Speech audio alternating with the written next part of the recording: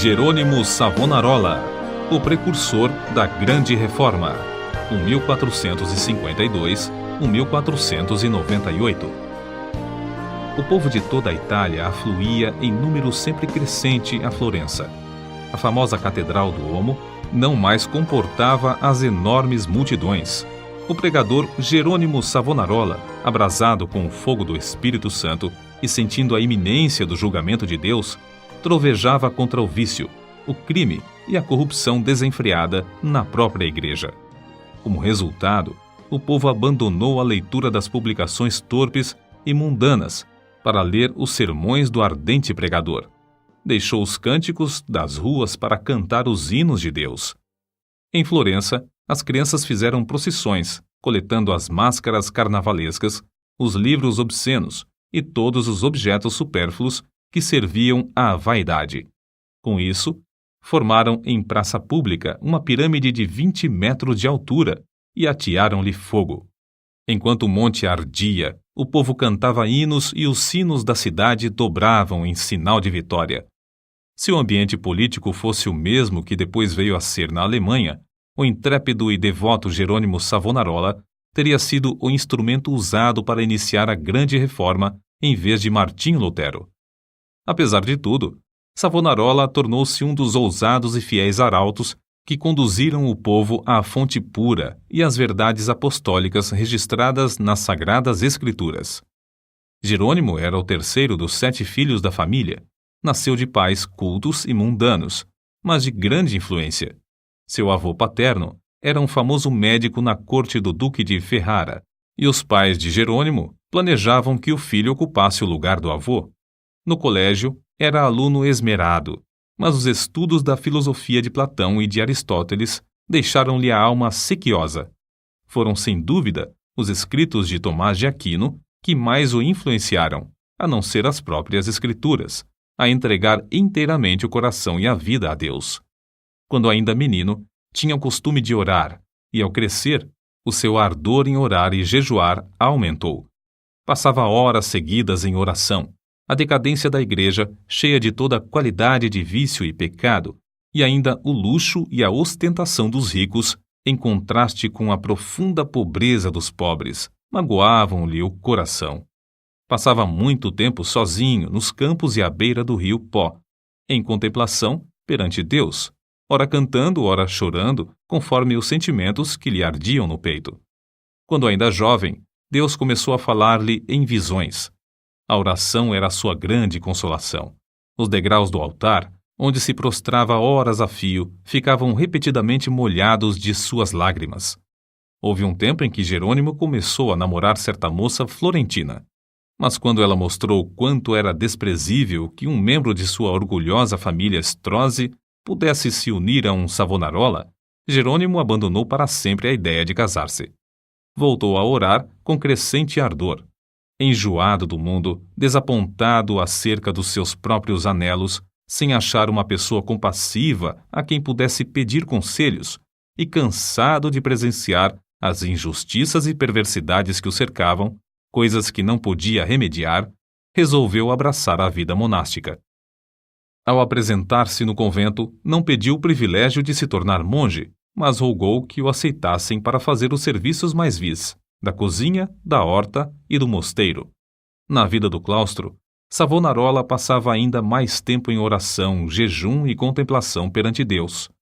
Sobrepujava todos os outros monges em humildade, sinceridade e obediência, sendo apontado para lecionar filosofia, atividade que exerceu até sair do convento.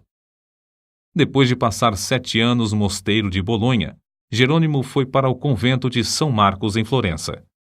Grande foi o seu desapontamento ao ver que o povo florentino era tão depravado como os dos demais lugares. Até então ainda não reconhecia que somente a fé em Deus salva o pecador. Ao completar 1 ano no convento de São Marcos, foi apontado instrutor dos noviciados e, por fim, designado pregador do mosteiro. Apesar de ter ao seu dispor uma excelente biblioteca, Savonarola utilizava-se mais e mais da Bíblia como seu livro de instrução.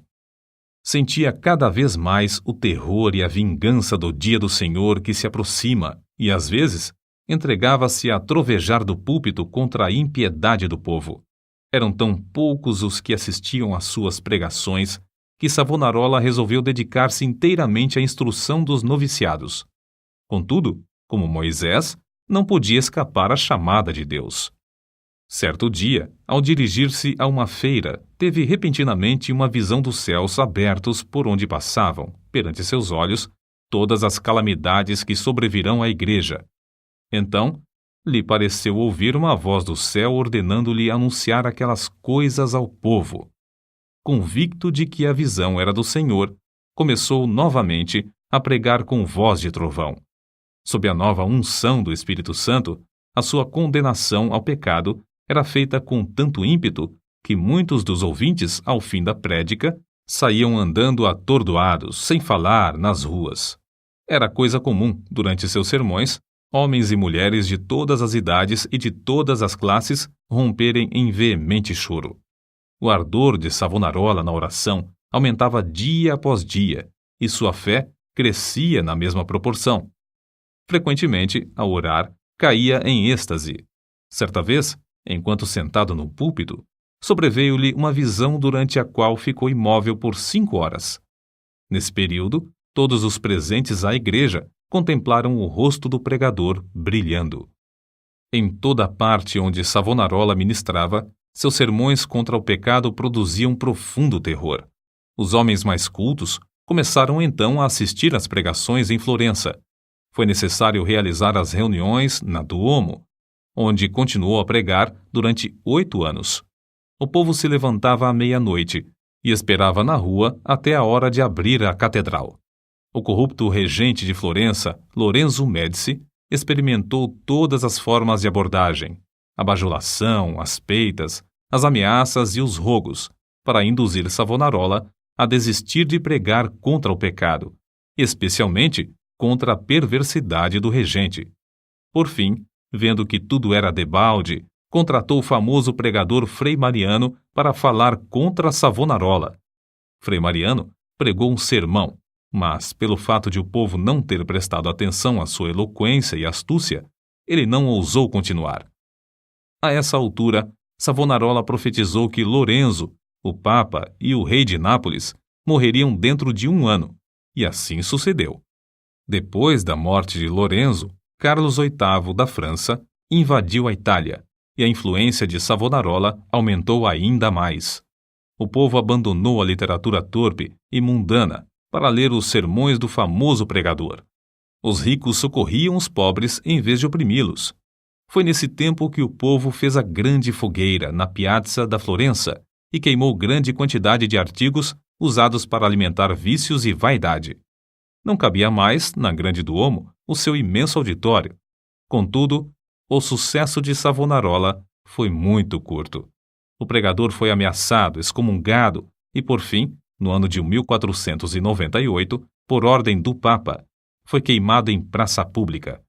Com as palavras "O Senhor sofreu tanto por mim", terminou a vida terrestre um dos maiores e mais dedicados mártires de todos os tempos.